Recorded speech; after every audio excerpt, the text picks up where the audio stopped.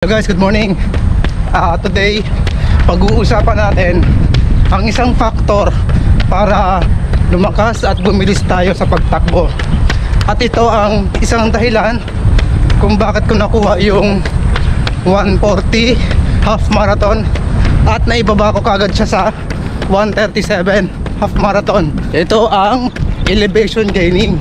Elevation gain refers to the total amount of vertical distance that a runner ascends during a run. Dahil dito lumalakas ang cardiovascular fitness, leg strength, enhance calories burning, running form, and posture. At ang running with elevation gaining can provide mental challenge and boost overall mental resilience. Kapag kasi merong elevation gaining ang rutang tatakbuhan natin sa mga training, mas realistic o mas nasasanay tayo sa tatakbuhan nating running event. Dahil asahan natin, meron itong elevation.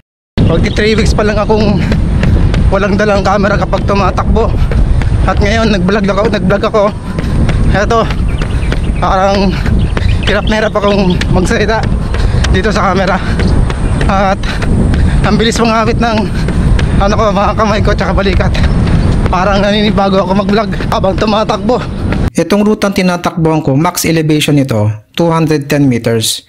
At ang nakukuha kong elevation gaining dito ay averaging 195 meters. Nung nakaraang week, nagdalawang balik ako dito. First time kong gawin ito at ang nakuha kong elevation gaining dito ay 310 meters. Total distance 32 km. Oras 2 hours and 52 minutes. Kung ikukumpara natin sa 7-Eleven Fun Run 3 loops at 12 kaming pabalik-balik akyat baba sa Binondo Intramuros Bridge, 152 meters lang ang elevation gaining dito. Total distance 42 km. So kung tatanungin mo kung ilan dapat ang elevation gaining natin sa mga takbo natin, sa mga training natin, dapat meron tayong 100 meters or 330 feet pataas. Yung mababa sa 100 meters considered as easy. Ilang beses sa isang linggo? Itong ginagawa ko ay 3 times a week. Kung halimbawang nagsisimula ka pa lang mag-elevation gaining, 2 times a week, pwede na. Nga pala guys, nakuha ko itong half marathon sa oras na 1 hour and 37 minutes nang walang dalang camera. Kaya focus at na-maximize ko ang energy ko. Shoutout sa'yo Sir Alberg dahil sa napansin mo na malakas yung swing ko ng upper body ko. Gawa ito sa hawak kong camera. Hindi ko namamalayan dahil sa kapit kong camera, mas nakadepende na ang katawan ko sa upper body force ko